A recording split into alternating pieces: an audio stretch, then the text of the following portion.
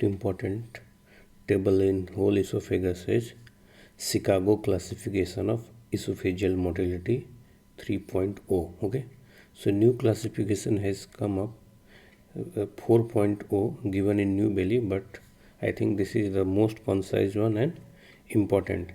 I have taken from SABISTON. Okay, so we'll see how to remember and how we can understand in very easy manner. Okay, so this Chicago, the first MCQ is Chicago classification is used for. So this is used for esophageal motility disorder. Okay, this is MCQ. Okay, now come, they have divided the esophageal motility disorder in different heading. Like first one is eclesia and esophagogastric junction outflow obstruction. Okay, next is major disorder of peristalsis. Other one is minor disorder of peristalsis and normal esophageal motility. Okay, so in this whole, this one is the most important. Okay, and this one. Okay, so first we have to understand, out of all disorder, how we can rule out or how we can get the diagnosis of that particular disease. Okay, so in eclesia and esophagogastric junction outflow obstruction, IRP, the integrated relaxation pressure, is more than 50. Okay, that is abnormal. Okay, it means esophagus is not relaxing properly. This means, okay, so normal IRP is less than 15, but in these two conditions, eclesia and esophagogastric junction outflow obstruction, IRP more than 15. So anywhere if you see the IRP more than 15, it will be either eclesia or esophagogastric junction outflow obstruction. Only two conditions. Okay. Now come to eclesia. So in eclesia, the peristalsis will be abnormal. That is the most important feature of eclesia. And esophagogastric junction outflow obstruction, also known as eclesia in evolution, there will be peristalsis. Okay, I am not saying it's 100% normal peristalsis, but there will be peristalsis. So IRP more than 15 and evidence of peristalsis, it will be esophagogastric junction outflow obstruction or eclesia in evolution. Okay, clear? Okay, now come to different type of eclesia. So eclesia divided into three type: type 1, type 2, type 3. So type 1 eclesia, also known as classic.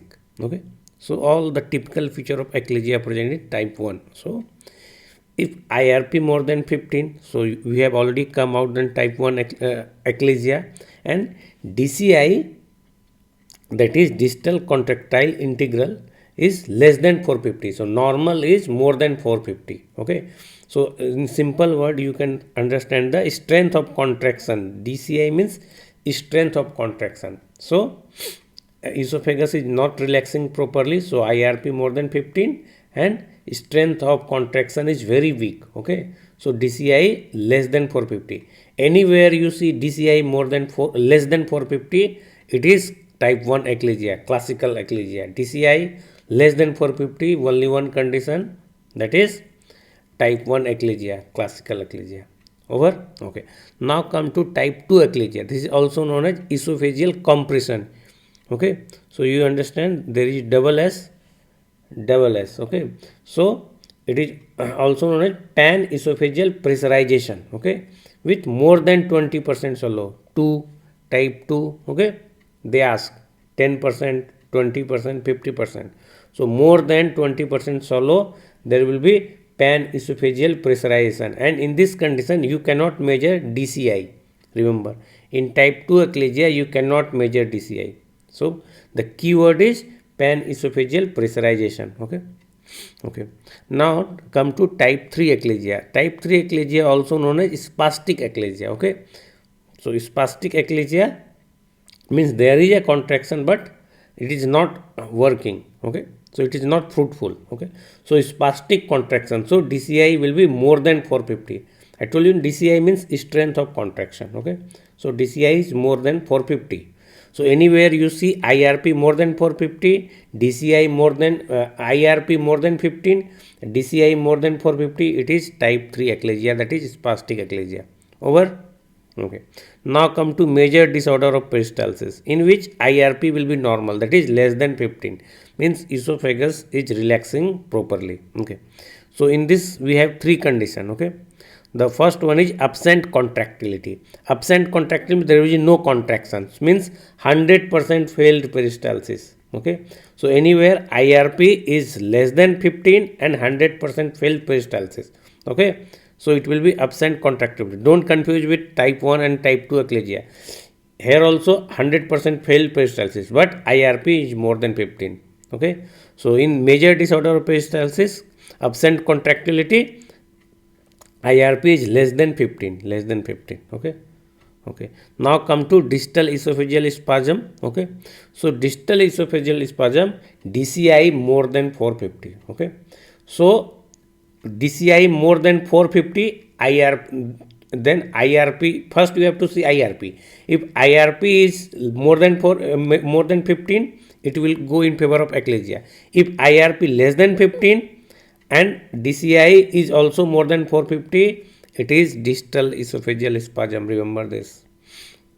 Okay. Now hypercontractile esophagus. Okay. Hypercontractile esophagus, also known as nutcracker or jackhammer. Okay. So in this there is a very high contraction. So DCI is more than 8000 on 2 swallowing, everywhere 2. You cannot anything diagnose on single swallow or single 10% or something like that. Everything 2, 22. Okay. So DCI is more than 8000, directly go in the favor of nutcracker or jackhammer or hypercontractile. Okay.